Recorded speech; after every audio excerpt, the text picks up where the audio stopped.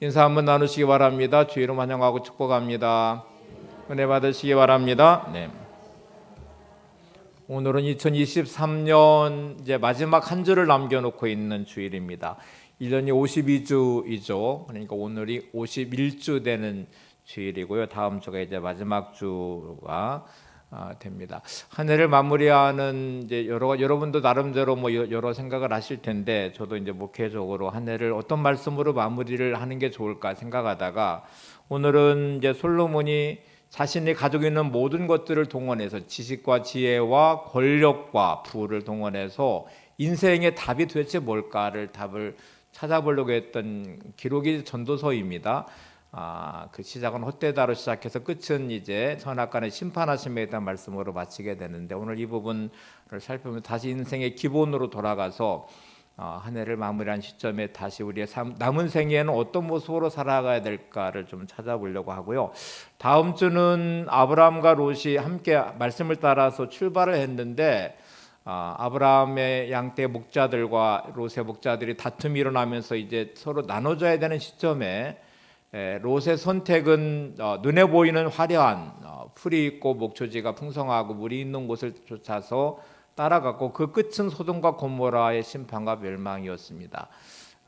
결국 말씀을 버리고 떠난 선택의 결과이고, 아브라함은 남겨진 땅에 롯이 떠난 상실감과 공허함과 여러 가지 감정들이 찾아오는 그 자리에 하나님이 찾아와 위로해 주시고 다시 꿈과 희망을 주시며 믿음으로 세우시는 장면에 대한 말씀을 보면서 선택에 대한 주제를 좀 다뤄볼 것인데, 저도 여러분도 23년의 시간은 수없이 선택을 하면서 이 자리까지 오셨죠. 그 선택의 결과가 때로 참담하게 다가와서 소돔과 고모라의 롯처럼 때로는 그렇게 점점 어쩌면 하나님의 뜻과는 거슬른 엉뚱한 방향으로 가는 자리가 될 수도 있고, 어떤 자리는 믿음으로 인내하면서 견뎌내는 어쩌면 척박한 땅처럼 보이지만 하나님 약속이 있는 그곳을 붙잡고 믿음으로 이겨내는 시간을 보내실 수도 있는데, 한 해를 좀 말씀으로 잘 마무리하셨으면 좋겠고요. 오늘은 이렇게 조용히 한번 좀 성찰을 해보시면서 우리 인생의 가장 기본되는 근본적인 질문을 한번 생각해 보도록 하겠습니다.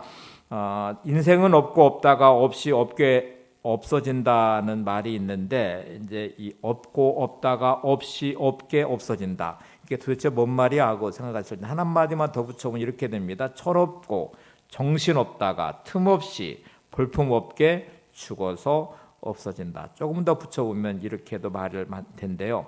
어릴 때는 철없이 살다가, 젊어서는 사랑과 세상의 향락에 빠져 정신없이 살다가, 중년이 되면 아이들 키우랴 먹고 살려고 틈없이 살다가, 늙어서는 몸에 병들고 세상으로부터 소외당하여 볼품없이 살다가 결국에는 죽어서 없어진다.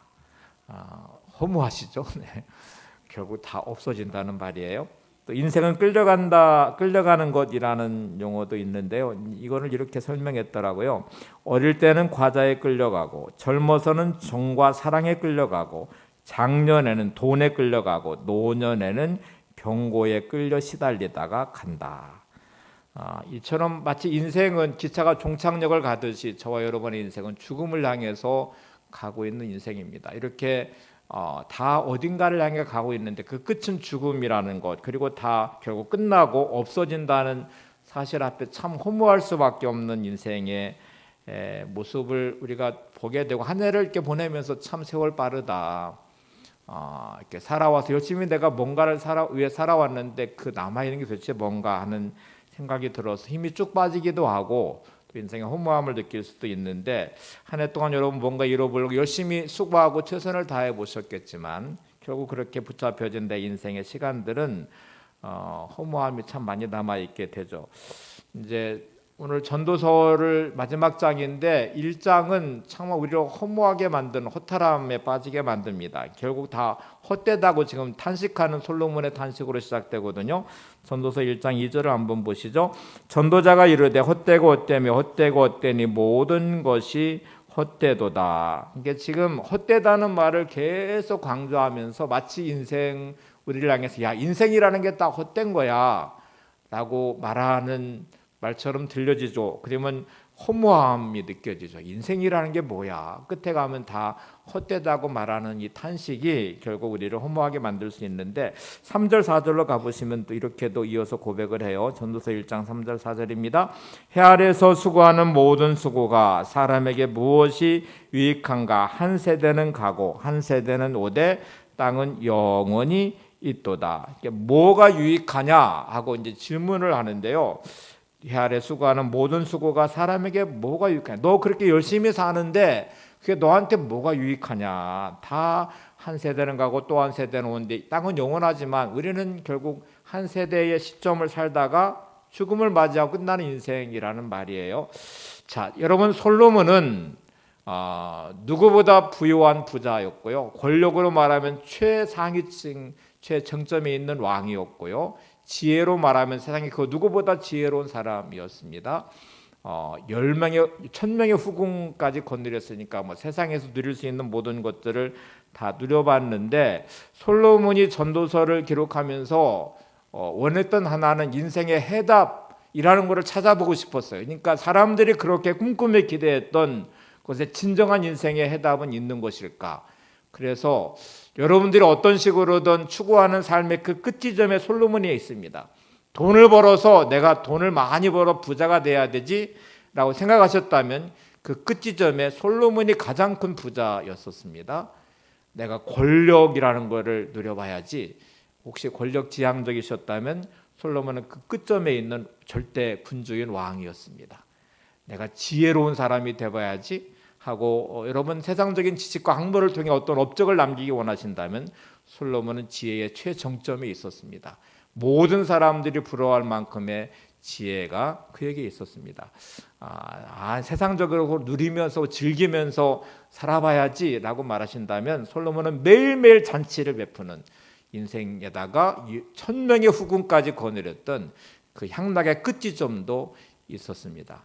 그런데 솔로몬이 내린 인생의 결론은 헛되다였습니다. 그 모든 것의 추구의 끝지점은 헛되다는 것이었죠. 자, 이제 여러분 내가 혹시 이런 솔로몬의 어떤 방식의 내 삶이 오늘 내게 존재하고 그 삶의 방식을 따라 살아가는 그 끝에 어떤 기대를 하신다면 솔로몬이 모든 것을 경험한 그 끝에 허무함과 헛됨이 오늘 말씀의 결론이에요. 그러면 인생이 허무하다는 말을 말하려고 하는 것인가? 아니요. 솔로몬은 진지하게 그래서 인생이라는 것이 뭔지를 생각해 보라는 말이에요. 세상 사람들이 추구하는 방식의 그 끝은 헛되다. 내가 그 답을 찾아서 끝까지 다 가봤지만 결국 내릴 수 있는 결론은 헛되다는 말이에요. 그러니까 여러분 세상의 방식의 그 어떤 식이든 그 끝은 헛되고 허무합니다. 끝에 죽음 앞에 서 있을 때 그 모든 것은 헛될 수밖에 없는 것이죠. 그래서 솔로몬은 진짜 말하고 싶은 내용이 전도서 12장 마지막 장에 정말 말하고 싶은 그래서 어떡하라는 말이냐. 그래서 인생은 이렇게 살아야 된다 하고 정답을 줍니다. 전도서 12장 1절을 보세요. 너는 청년의 때에 너의 창조주를 기억하라. 곧 곤고한 날이 이르기 전에 나는 아무 낙이 없다고 할 해들이 가깝기 전에 곧 곤고한 날이 이르기 전에 아무 낙이 없다고 할 해들이 가깝기 전에 헛되다고 말하는 그 헛됨의 끝자락에 선 죽음 앞에 서기 전에 그 헛됨으로 끝나지 않기 위해서 솔로몬이 내린 결론은 창조주 하나님을 기억하라는 것입니다. 그래서 오늘 하나님을 창조주를 기억해야 될 이유에 대한 것이 설교 제목인데요. 여기 앞에 있는 청년의 때라는 단어 때문에 나이 드신 분들은 나는 청년의 때가 이미 지나갔는데 이렇게 말하실지 모르는데 이 청년의 때라는 말은 여러분의 남은 생애에 오늘이 청년의 때입니다. 가장 젊어요. 나는 나이가 많이 들었어 라고 말하시지만 여러분 남은 생애가 얼마인지 모르지만 여러분의 남은 생애 시간에 오늘은 청년의 때입니다. 여러분의 인생의 가장 젊은 때를 오늘 살고 계신 거예요. 그러니까 오늘 이 말은 우리 모두를 향하여 너의 남은 생애에 오늘이 바로 청년의 때다. 나이 들었다고 나는 모든 게 끝났다고 말하는 그 끝지점이라 생각하는 오늘은 너의 남은 생애의 가장 젊은 시간이다. 이 말이에요. 옆에 분 보시면서 오늘이 당신의 가장 젊은 날입니다. 네. 자, 그러면 오늘 이 시간에 나이와 상관없이 내 남은 인생의 가장 젊은 청년의 때인 오늘의 시간에 그럼 뭐를 해야 되냐? 창조주를 기억하라는 거예요. 기억해야 될 이유가 두 가지 제가 이제 말씀을 드릴 텐데, 첫 번째는 우리 인생은 돌아가는 존재이기 때문에 반드시 창조주를 기억해야 됩니다. 왜 기억해야 된다고요? 돌아가는 존재이기 때문에 그래요. 5절을 한번 보시죠. 선도 12장 5절입니다. 또한 그런 자들은 높은 곳을 두려워할 것이며 길에서는 놀랄 것이며 살구나무가 꽃이 필 것이며 메뚜기가 짐이 될 것이며 정욕이 그치리니 이는 사람이 자기의 영원한 집으로 돌아가고 조문객들이 거리로 왕래하게 됨이니라. 여러분, 어떤 식의 삶을 살고 어떤 모습을 가지고 계시고 나이와 상관없이 우리 인생에 지나가는 그 끝 지점에는 메뚜기조차 짐이 될 만큼 기력이 다 쇠해지게 되고요. 그리고 결국 우리는 왔던 곳으로 돌아가게 되는데, 그것이 하나님 앞에 돌아간다는 말이에요. 우리가 죽으신 분들을 향해 돌아가셨다라고 말하잖아요. 우리의 인생은 반드시 왔던 곳으로 돌아가는데, 저와 여러분은 누구에게로 돌아가요? 하나님께로 돌아가요. 그리고 우리가 죽은 후에 이 세대에 남아있는 사람들, 나와 관계를 맺은 사람들은 조문객으로 나의 죽음 앞에 장례식에 참여하게 된다는 말이거든요. 그러면 돌아가는 우리를 성경은 어떻게 정의해 내리며 돌아간다고 말하냐면 7절에 보시면 전도서 12장 7절에 이렇게 말합니다. 흙은 여전히 땅으로 돌아가고 영은 그것을 주신 하나님께로 돌아가기 전에 기억하라. 창조주를 기억해야 될 이유는 우리의 인생은 이 땅을 살아가는 시간, 한정된 시간을 살아가는데, 살아가기 위해서 필요한 우리의 육신의 몸은 흙으로부터 왔어요. 하나님 흙으로 빚으셨잖아요. 그래서 흙으로 돌아가요. 영은 하나님의 생기가 우리의 코에 불어넣으며 생명이 된 존재잖아요. 그래서 영은 영혼입니다. 우리의 영혼은 하나님께로 돌아간다고 말씀하고 있습니다. 그래서 돌아간다는 이 사실이 첫 번째 기억해야 될 대단히 중요한 우리의 영적 자각입니다. 나는 돌아가는 존재구나. 옆에 분에게 당신은 반드시 돌아갑니다. 어디로 돌아가요? 하나님께로 돌아가요. 그러니까 우리는 다 모두 반드시 하나님께로 돌아가요. 나는 100살을 살아서, 나는 200살을 살아서, 아니요. 여러분이 몇 살을 살든지 간에 제가 경험한 이렇게 어린 나이에 죽은 경험도 해봤고요. 이 주변에 있는 사람들이 또 제가 서울에서 청소년부를 맡았을 때는 그 중학생이 한강에서 축구하다가 심장마비로 죽었어요. 그게 저한테는 엄청 충격이었어요. 21살인 제가 중학생의 죽음을 앞에서 봤어요.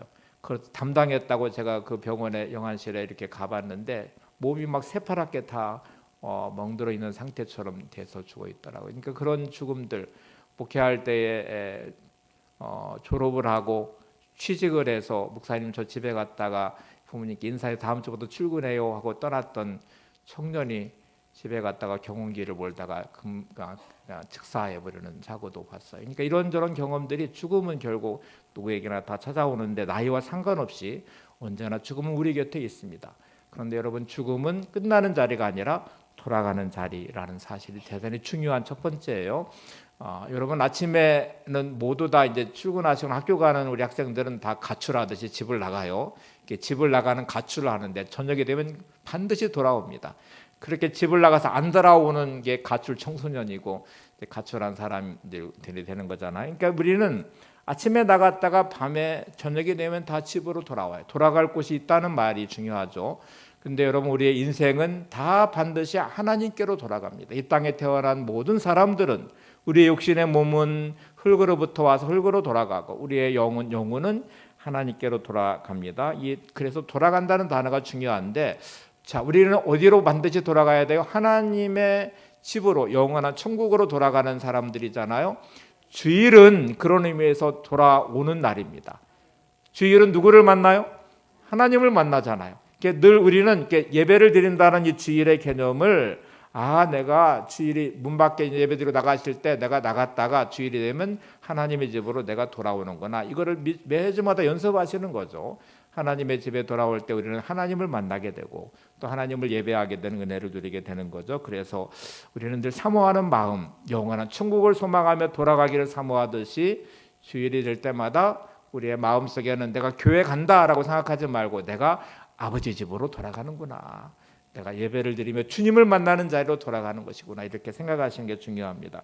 위론 이어스비 목사님이라는 분이 계신데 이분이 책을 많이 쓰셨고 우리나라도 참 많이 번역이 됐어요. 제가 좋아하는 목사님이기도 한데요. 이분의 그 간증 중에 어느 날 이렇게 운전을 하고 나가다가 자기는 정상적으로 운전을 했어요. 근데 교통사고가 났는데 술에 만취한 사람이 140km의 속도를 내서 질주를 하다가 이 차를 이런 이어스비 목사님 차를 들여받았어요. 몇 바퀴 굴러가지고요, 차는 완파가 됐는데 기적적으로 살아났어요. 살아서 중환자실에 딱 옮겨졌는데 그 순간에 딱 드는 첫 번째 생각은 신명기 33장 25절 말씀이었다고 그래요. 내가 사는 날을 따라서 능력이 있으리로다. 내 잘못과 상관없이 난 사고, 여러분 사고는 그렇게 나요. 내가 잘못해서 난 사고도 물론 있지만 나는 정상적으로 했는데도, 운전했는데 이렇게 뒤에서 들이받으면 어떻게 해요? 졸음운전으로 어떤 사람이 중앙선을 넘어서 내 차를 들이받으면 또 사고가 나고, 이런저런 사고들이 수없이 많이 생기고 그렇게 인생은 끝나는 자리들이 얼마나 많아요. 그래서 위론 이어스 목사님이 그 순간에 깨닫는 게, 야, 내가 하루하루 사는 것은 그 사는 날 동안 주신 하나님의 능력으로 내가 사는 것이구나. 내 생명이 아니고, 내가 주인이 아니고, 내가 계획했다고 나는 몇 살까지 살아야지 그래서 사라지는 게 아니고요, 하나님이 주신 생명만큼 사는 거예요. 하루하루 산다는 것이 기적 같은 은혜이죠. 그래서 기도를 했대요. 하나님, 오늘도 내게 이 생명 주심을 감사합니다. 이 사고로 내가 죽을 수도 있었는데 오늘도 생명 지켜주심을 감사합니다. 그리고 제가 깨달았습니다. 하루하루 사는 것은 하나님의 은혜입니다. 하나님 주신 힘으로 제가 삽니다. 그거를 깨닫는 순간에 사고가 난 것에 대한 불행함이 아니고 주신 생명에 대한 감격과 감사와 환희가 넘치더래요. 그래서 그 감격과 기쁨으로 하나님께 감사 기도를 올려드렸고요. 그리고 남은 생애 동안 이 남은 세계의 시간 하나님 주신 생명으로 사니까 하나님 영광을 위해 살아가는 삶 되기를 원합니다. 이렇게 기도를 올려드렸다고 그래요. 이제 이게 중요합니다, 여러분. 내 인생의 생명은 하나님께로부터 왔고요, 하나님이 부르시면 언제든지 가야 되는 게 저와 여러분의 인생입니다. 어느 누구도 예정해 놓고 인생을 살 수 없고요, 어느 누구도 인생에 대해 장담할 수도 없고요. 부르시면 나이와 상관없이, 몸의 건강과도 상관없이 하나님 부르시는 순간에 우리는 하나님께로 돌아가야 되는 존재예요. 예수님 말씀하신 중에 부자의 비유가 하나 있죠. 부자가 소출을 거뒀는데 너무너무 농사가 잘 됐어요. 그래서 창고를 여러 개 지은 다음에 거기다가 막 곡식을 가득가득 채워놓고 이제 이렇게 말합니다. 내 영혼아, 이제 평안히 먹고 마시고 즐기자. 몇 년 동안 이제 일하지 않아도 먹고 살 만큼의 소출이 있으니 이제는 좀 평안히 먹고 마시고 즐기자, 이렇게 말할 때 하나님의 대답은, 어리석은 부자야, 오늘 밤에 내 영혼을 찾으리니 그러면 내 것이 누구의 것이 되겠느냐. 이게 어리석다는 말이에요. 인생을 누구도 호언장담하고요, 자기 인생은 이만큼 남았다, 나는 건강하니까, 나는 나이가 어리니까 젊으니까, 이렇게 장담하는 인생의 오만함이 하나님이 보실 때는 어리석음이에요. 어리석은 자, 이렇게 말합니다. 제가 김동호 목사님에게는 몇 번 드렸는데 김동호 목사님이 생각이 바뀌어진 중요한 사건이 하나 있었어요. 인생에 대해서 이렇게 자기가 나는 아직 젊으니까, 건강하니까, 그래서 집에서 출근할 때, 교회로 출근할 때 어머니를 모시고 살았는데 어머니한테 갔다 올게요, 잘 다녀오겠습니다, 이렇게 인사를 늘 했대요. 근데 어느 날 집에서 교회 사이에 성수대교가 있어요. 늘 성수대교를 왔다 갔다 늘 합니다. 새벽기도 갈 때도 갔다가 끝나면 오고, 아침에 출근할 때 갔다가 오고, 뭐 이렇게 계속 왔다 갔다 하는데 어느 날 새벽기도를 갔다가 집에를 왔어요. 아침 먹고 이제 출근을 하려고 하는데 뉴스에 성수대교가 무너졌대요. 거기에 많은 사람이 죽었어요. 무너질 징조는 늘 있었죠. 근데 그 시점의 때가, 내가 새벽기도 갈 때 무너졌으면 그때 내가 죽었겠죠. 돌아올 때 무너졌으면 그때 죽었겠죠. 근데 나는 지금 살아있어요. 근데 아침에 출근 시간에 또 출근을 해야 되는데 내가 출근하기 전에 먼저 갔던 그 사람들은 그 다리가 무너지면서 죽었어요. 우리 다니엘 기도할 때 삼풍백화점 무너지면서 살아난 분 간증도 들으셨는데요. 이렇게 죽음이라는 건 늘 찾아와요. 그리고 나서 자기가 너무너무 중요한 사실을 깨달았대요. 아침에 집을 나가는 거는 내가 알겠는데 내가 진짜 저녁에 돌아올 수 있을까? 그건 하나님이 내 생명을 지켜주셔야만 가능한 거예요. 그래서 그때부터 인사를 바꿨답니다. 어머니 저 가요. 갔다 온 다음에 어머니 저 왔어요. 그것밖에 할 게 없더래요. 갔다 오는 거를 내가 어떻게 장담해요? 가는 거는 가는 건데 이 저녁에 대해서 돌아올 때 내가 진짜 집에 돌아올 수 있을까? 그 안에 얼마나 많은 일들이 벌어져요. 그러니까 돌아오는 거는 내가 장담할 수 없더래. 그래서 여러분 이게 진짜 인생을 대하는 진실한 태도입니다. 아침에 집을 나갈 때 가는 거는 내가 해요. 그런데 주님께서 주신 날에 따라 능력을 주시는 대로 은혜 주시는 대로 오늘을 내가 사는 것이고요. 주님이 부르시면 언제든지 가야 되는 것이 우리 인생입니다. 그러면 여러분 첫 번째 창조주를 기억하라는 말이 왜 중요하냐면 돌아가기 때문입니다. 돌아가는 우리는 오늘의 시간을 그러면 어떻게 살아야 될지를 생각해 보셔야 돼요. 여러분 오늘의 시간이 오늘 하나님이 되게 주신 마지막의 시간이라면 이 시간을 어떻게 써야 될까요? 어떻게 사용해야 될까요? 의미가 반드시 있어야 되고 그것이 사명이셔야 되죠. 오늘 하루만 산다고 해도 오늘 주신 오늘의 삶을 하나님의 뜻에 맞춰서 내가 돌아간다면 하나님 앞에서 내 인생이 결산될 텐데 오늘의 삶이 반드시 사명을 따라서 하나님의 뜻을 따라서 살아가는 삶의 자리가 되어야 될 것입니다. 빌 하이벌스 목사님 이야기를 좀 해볼게요. 아버지가 엄청 큰 사업체를 가지고 있었어요. 그래서 그의 진로는 늘 정해져 있는 듯 보였어요. 아버지의 사업체를 이어받아서 이미 그는 부자입니다. 부자이고 아버지는 이미 아들이 하나밖에 없어서 이 아들이 사업체를 이어받기를 원했고 그래서 아들을 좀 강하게 키우고 싶어서 늘 세상 경험을 많이 시키고 싶었어요. 그래서 어릴 때부터 여행을 많이 보냈어요. 여행을 보내서 많이 경험하게 했습니다. 그 다음에 독립심과 자립심과 이런 자기 주체성을 키우기 위해서 부자이지만 야 너의 삶을 네가 책임져라 해서 10대 때부터 아르바이트를 해서 스스로 경제적인 개념을 갖도록 했어요. 그러니까 자기가 돈을 벌어서 용돈을 쓰고 자기 생활을 책임져가는 훈련을 시켰어요. 아버지가 이렇게 혹독하게 훈련을 시킨 거죠. 10대 때부터 그는 부자이지만 자기가 일을 해서 돈을 벌고 또 생활을 하면서 같이 공부를 병행하면서 생활을 했고 여행을 많이 갔습니다. 20살이 딱 되는 순간에 인생의 진로를 결정해야 되는 시점이 됐어요. 대학에 들어가잖아요.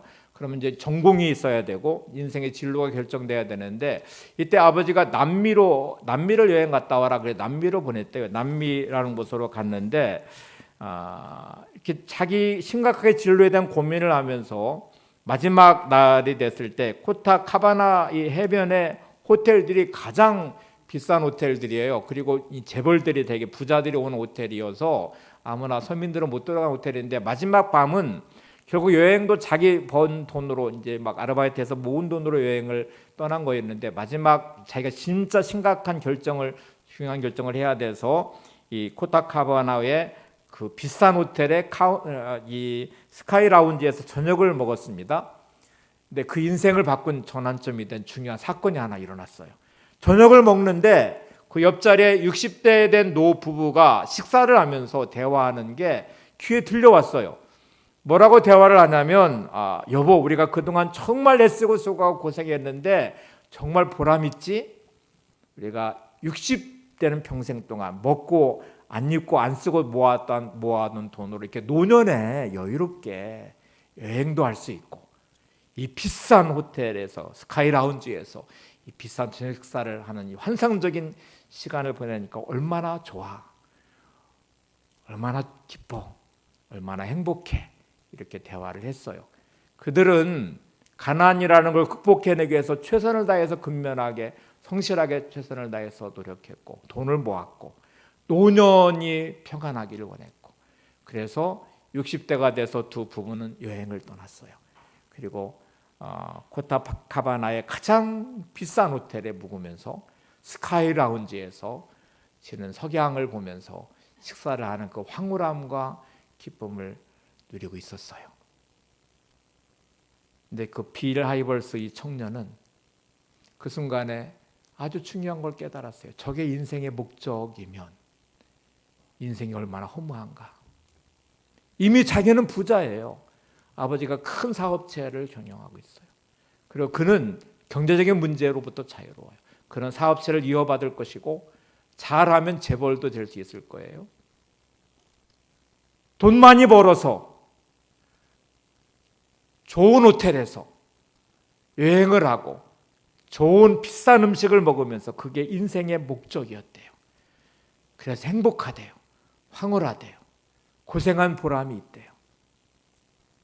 그는 무릎을 꿇었습니다. 숙소에 돌아가서 하나님, 이게 인생의 목적이라면 저는 다르게 살고 싶습니다. 만약 이게 인생의 끝의 목적이라면, 우리 노년이 평안히 먹고 마시고 즐기는 게 그게 목적이었다면, 그게 인생의 목적이라면 저는 그렇게 살고 싶지 않습니다. 하나님이 내게 주신 사명, 하나님 뜻을 따라서 영광스러운 인생 되기를 원합니다. 저것과는 다른 인생 되기를 원합니다. 그렇게 기도를 드리고 진지하게 자기 인생을 다시 생각해보고 인생의 결정을 내렸대요. 여러분은 어떠신 것 같아요? 우리가 돌아가야 되는 인생입니다. 반드시 하나님께로 돌아갈 것입니다.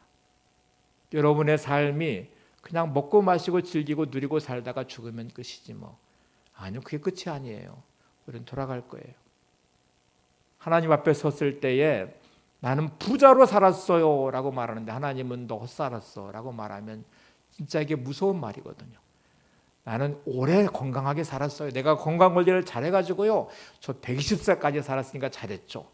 그래서 너 뭐 했는데? 너 먹고 마시고 즐기고 어리석은 부자와 뭐가 달라요? 이제 먹고 마시고 즐기자 하고 말할 때 어리석은 부자야. 그게 어리석음이에요. 솔로몬이 깨달은 진리는 그거예요. 내가 원했던 인생의 해답을 찾아서 세상 사람들이 말하는 부를 쫓아서 그 끝까지 가보았어요. 권력의 끝 정점에 서봤어요. 인생의 해답을 찾은 지혜를 가지고 연구도 해봤어요. 그런데 그가 내린 결론은 헛되다. 그것도 계속 강조해서 헛되고 헛되며 헛되고 헛되니 모든 것이 헛되도다. 여러분, 세상의 방식의 논리로 세상의 방식의 삶으로 가는 그 끝은 여러분이 부자가 됐든 오래 살았든 명예를 얻었든 권력을 얻었든 그 끝은 헛되고 허무할 뿐입니다. 그래서 오늘 첫 번째 이 답을 찾으셔야 돼요. 우리 죽음은 우리의 생명의 근원 대신 하나님께로 돌아갈 것입니다. 그리고 이제 두 번째 중요한 답을 찾아야 돼요. 돌아간 우리는 반드시 선악간의 심판을 받게 될 것입니다. 하나님의 심판대 앞에 반드시 서게 될 것입니다. 한 사람도 예외가 없습니다. 전도서 12장 14절, 오늘 전도서 마지막 절은 솔로몬은 이렇게 끝을 맺습니다. 하나님은 모든 행위와 모든 은밀한 일을 선악간에 심판하시리라. 같이 다시 보죠. 시작. 하나님은 모든 행위와 모든 은밀한 일을 선악간에 심판하시리라. 돌아가는 존재임을 예고하면서 그 돌아감의 그 끝자리는 반드시 하나님은 그 너의 은밀한 모든 것, 선악간의 모든 것을 반드시 심판하실 것이다 라고 말씀을 하세요. 여러분, 우리의 인생은 반드시 하나님 앞에 결산을 하셔야 됩니다. 심판 받으셔야 돼요. 예외가 없죠. 공부하는 학생들은 교실 안에서 똑같은 선생님에게 똑같은 시간을 보내며 똑같은 공부를 해요. 표시가 나지 않죠. 시험을 보면 성적이 드러나기 시작해요. 진학을 할 때에는 대학이 달라져요.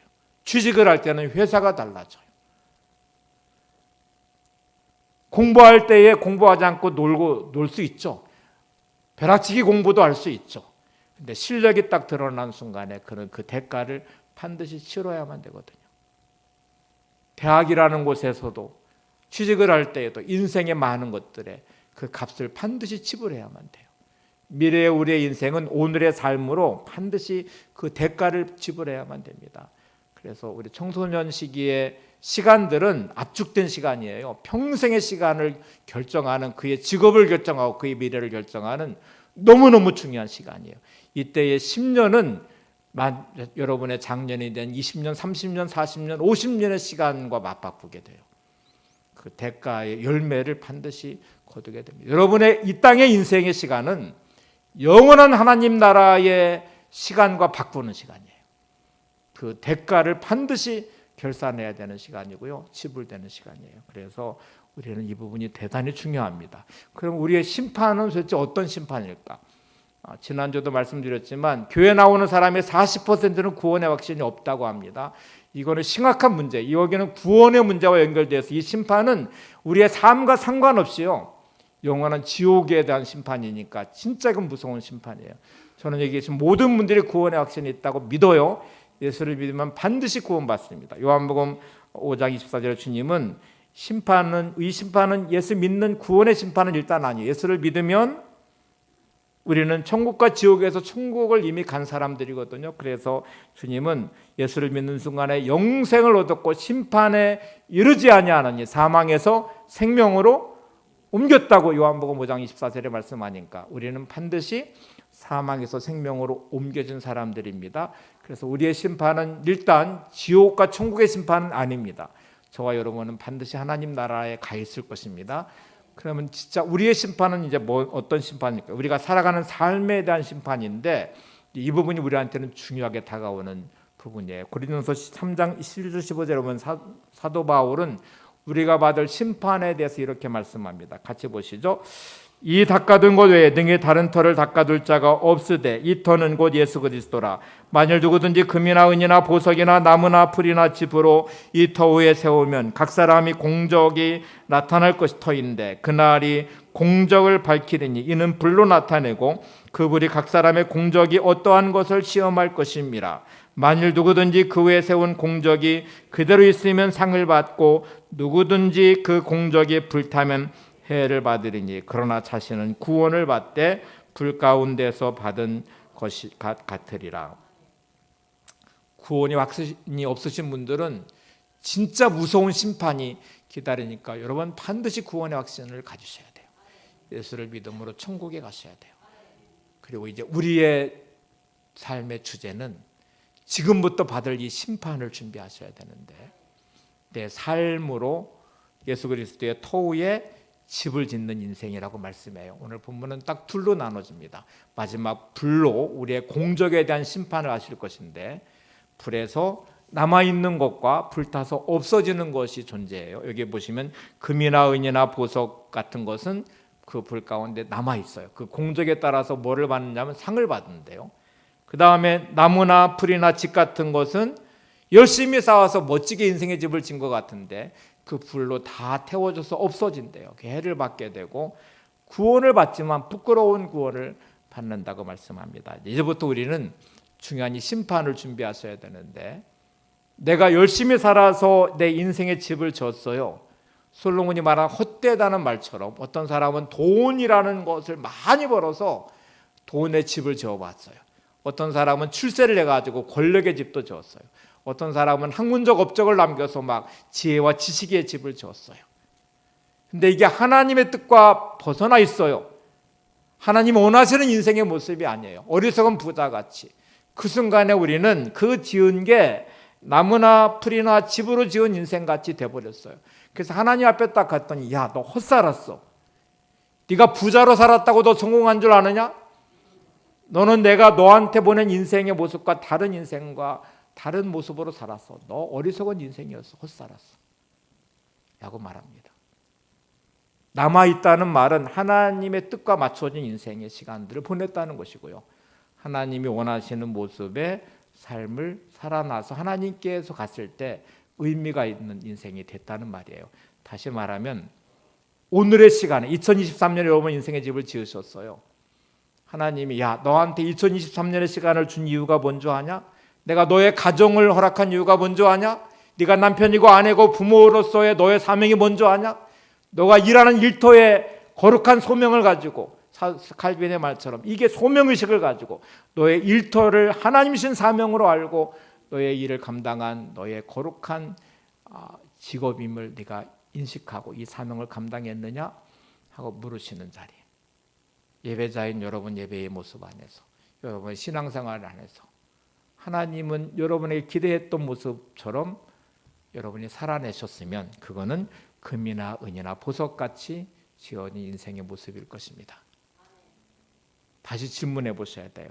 그러면 어떻게 사는 것이 불타서 없어질 헛되고 허무한 인생이 아니라 하나님 앞에 공적으로 남아서 상 받을 인생의 모습이 될 수 있습니까? 제가 몇 가지 답을 드려볼게요. 첫 번째는 말씀대로 사셔야 됩니다. 말씀을 살아내는 삶이 여러분의 가정의 남편으로서, 아내로서, 부모로서, 여러분의 일터에 일하는 사람으로서, 신앙생활하는 모습으로서 반드시 말씀을 살아내셔야 돼요. 그게 대단히 중요한 첫 번째 중요한 모습이에요. 이제 여러분, 내가 어떤 모습으로 살아 사람들이 막 인정을 하고 여러분을 부러워해도 말씀에서 벗어난 삶을 살고 있으시다면 이거는 다 나무나 풀이나 집처럼 지은 것처럼 불타 없어질 것입니다. 근데 말씀으로 살아내셨으면 어떤 모습이든 괜찮습니다. 실패하셨어도 괜찮고요, 가난해도 괜찮고요, 병들어 있어도 괜찮아요. 성경이 말하는 믿음의 사람은 다 출세해서 모든 사람이 부러워하는 자리에 있는 사람들을 말하지 않아요.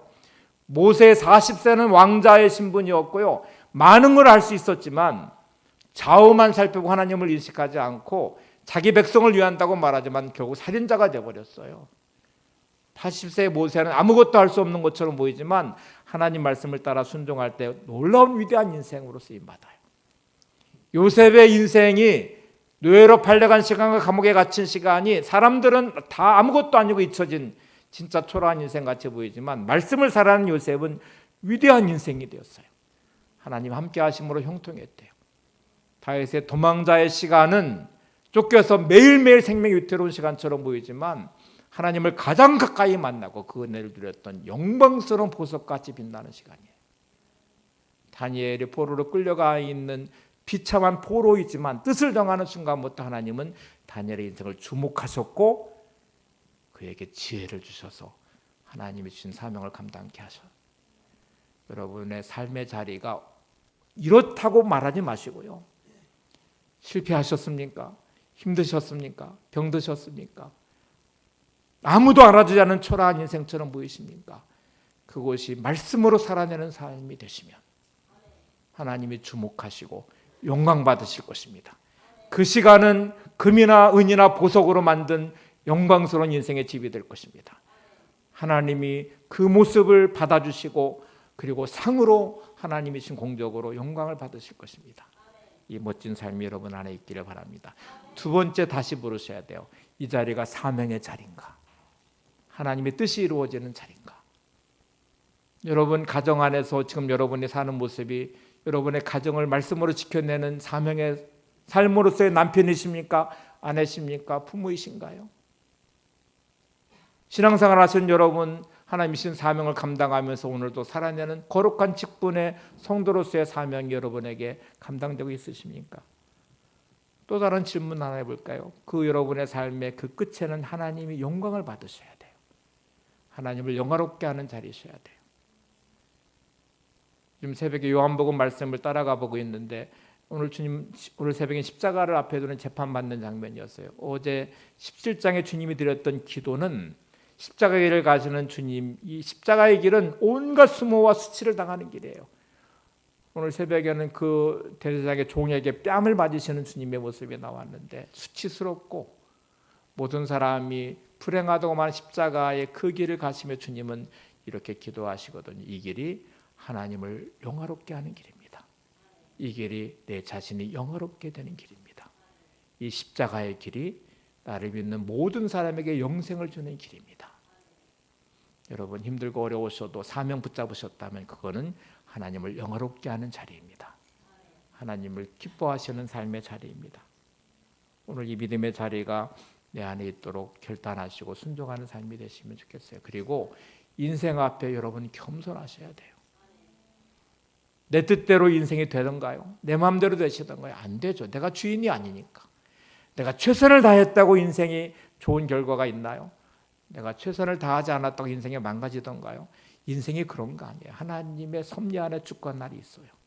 그래서 잘 돼도 교만하지 마시고 하나님의 은혜임을 고백하셔야 되고요. 안 돼도 실망하지 마시고 하나님의 뜻이 이루어지는 자리가 되도록 힘쓰셔야 돼요. 그러면 어떤 자리이든 하나님 영광을 받으실 것입니다. 되게 많은 분들은 누구 탓하다가 인생의 시간들을 보내요. 잘 될 때는 교만해져요. 마치 내가 능력 있는 것처럼 착각해요. 안 되면 우리는 원망합니다. 누구 주변 사람들 원망하고 너 때문에 그래. 그러다가 시대를 탓하고 환경을 탓하고 그래요. 여러분 가장 힘든 순간에도 놀라운 빛나는 인생을 산 사람들도 많고요. 모든 사람들이 어렵다고 말하는 시대 안에서도 성공한 사람들도 많고요. 모든 사람들이 무너진 자리에서도 별처럼 빛나는 인생들도 많아요. 그래서 우리는 하나님 앞에 늘 겸손하게 은혜임을 고백하며 주신 사명을 잘 감당하시기를 바랍니다. 이제 마지막 결론부로 가면 이렇게 솔로몬은 말합니다. 전도서 12장 13절에 보시면 일의 결국을 다 들었으니 하나님을 경외하고 그의 명령들을 지킬지어다. 이것이 모든 사람의 본분이니라. 일의 결국을 다 들었으니 결국 뭐만 남아있냐면 진짜 헛되지 않으려면 하나님을 경외하고 그의 명령을 지킬지어다 이렇게 말합니다. 주일이 돌아오는 날이라고 말씀을 드렸는데 주일의 또 다른 중요한 의미는 쉼의 자리예요.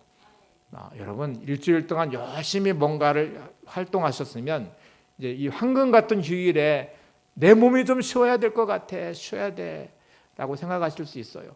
저녁이 될 때 잠을 자면 이게 회복이 되면서 아침에 다시 일을 나가듯이 일주일의 피로는 내가 주일날 막 푹 잠을 자든지 막 쉬어가지고 좀 그래야 일주일을 살지 이렇게 생각하시는 여러분이 혹시 계시다면 여러분 뭐 엄청난 스트레스와 압박감과 삶의 많은 산적한 문제들은 몸이 쉰다고 쉬어지는 게 아니에요.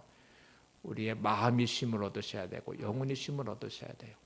주님 안에 거할 때만 우리는 참된 안식과 쉼을 누릴 수 있습니다. 주님이 수고하고 무거운 짐진 자들아 다 내게로 와 내가 너희를 쉬게 하리라.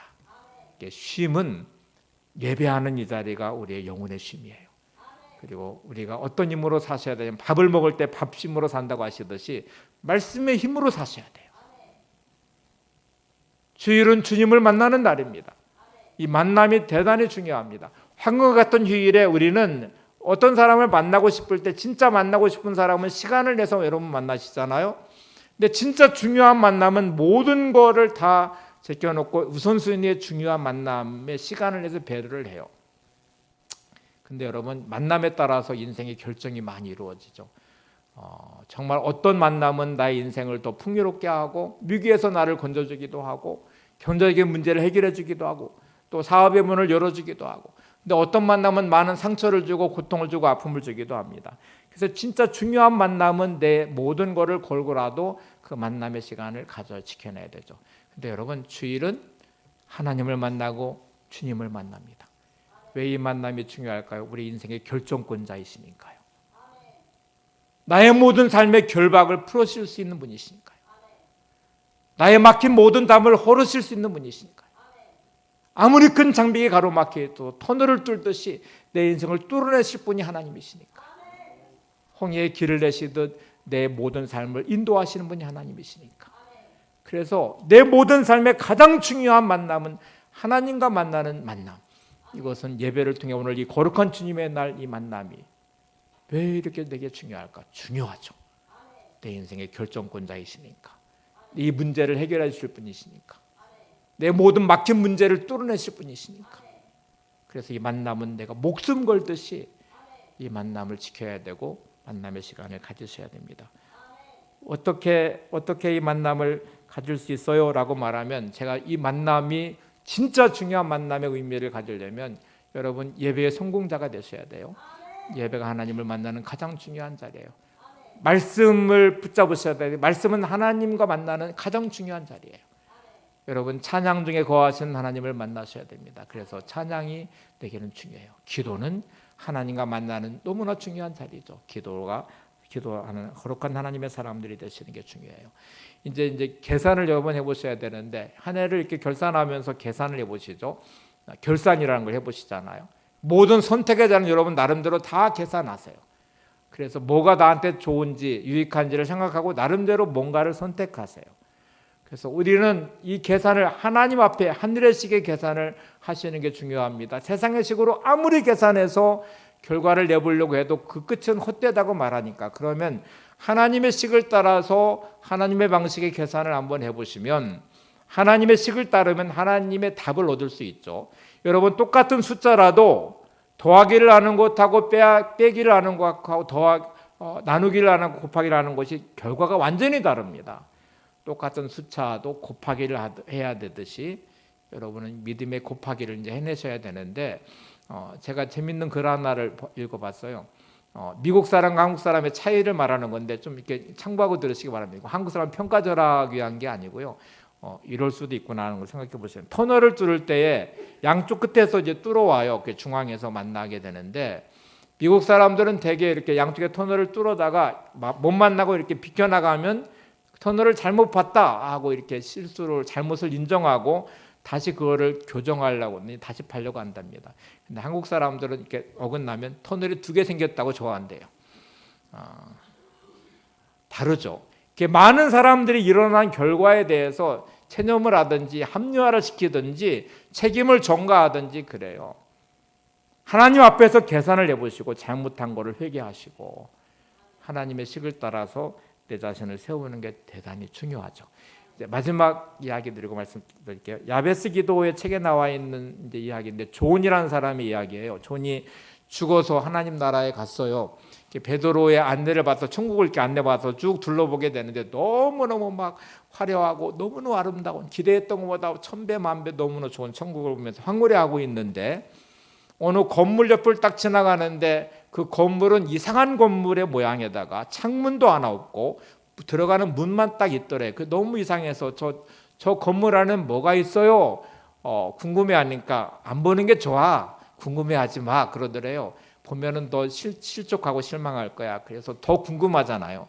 무슨 천국에도 비밀이 있어요? 그러면서 보여달라고 했더니 그 문을 딱 열고 들어갔더니 막 너무 휘황찬란한 것들이 그 안에 너무너무 많은데 이름표가 다 붙어 있더래요. 그래서 베드로에게 제 이름표가 붙인 것도 있나 했더니 있다고 하더래요. 그래서 안내를 받아서 자기 이름이 붙여져 있는 것을 봤더니 너무너무 좋은 것들이 많은데 내가 세상에서 한 번도 누려보지 못한 것들이었어요. 시대와 연도와 날짜까지 다 써 있는데 나는 그 시대에 2003년에 만약에 2003년이라면 2003년에 내가 저것이 없었는데 내가 진짜 물질의 어려움을 당해서 막 그렇게 돈 문제 해결해 달라고 했는데 하나님이 나한테 돈을 안 주셨어요. 어떤 거는 어떤 문제들 막 그 모여든 답들이 다 거기 들어있대. 그래서 너무 섭섭해가지고 어떻게 저한테 이러실 수 있어요? 제가 그때 이 시간에 내가 이게 얼마나 필요했는지 아세요? 그런데 왜 하나님은 나한테 이걸 안 주신 거예요? 그러니까 네가 그때 나한테 안 구했잖아. 네가 그때 말씀에서 벗어나 있었잖아. 네가 그때 하나님과 상관없이 네 맘대로 살았잖아. 내가 그때 그 시간에 너한테 주려고 준비한 선물이었는데 네가 구하지 않아서 줄 수가 없었어.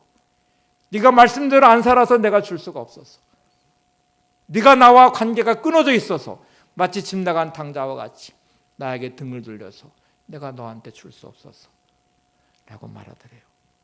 여러분 이야기를 들으면서 무슨 생각하시나요? 하나님이 우리에게 주시고자 하는 그 많은 것들을 나는 누리며 살고 있나? 결국 우리의 이야기예요. 예수님이 마태복음 7장 7절에 구하라 그래야만 너희에게 주실 것이요. 야고보서 4장 2절에 너희가 얻지 못하면 구하지 아니함이요. 오늘 여러분 하나님 앞에 여러분의 삶을 어떻게 살고 계십니까? 오늘 2가지 말씀드렸어요. 돌아간다는 이 말씀, 하나님께로 반드시 돌아갈 것입니다. 돌아가는 거로 끝나나요? 반드시 선악간에 심판을 받으신다고 말씀해요. 이 2가지를 생각하시면서 여러분의 남은 생의 시간이 오늘이 가장 젊은 청년의 때임을 기억하시고 하나님이 나를 향해 준비하신 것들이 있다면 내가 반드시 누리겠습니다. 받겠습니다. 오늘도 나와 영원토록 동행하시는 임마누엘 주님의 은혜가 여러분들과 함께 하시기를 바랍니다. 우리 함께 찬송하고 기도하겠습니다.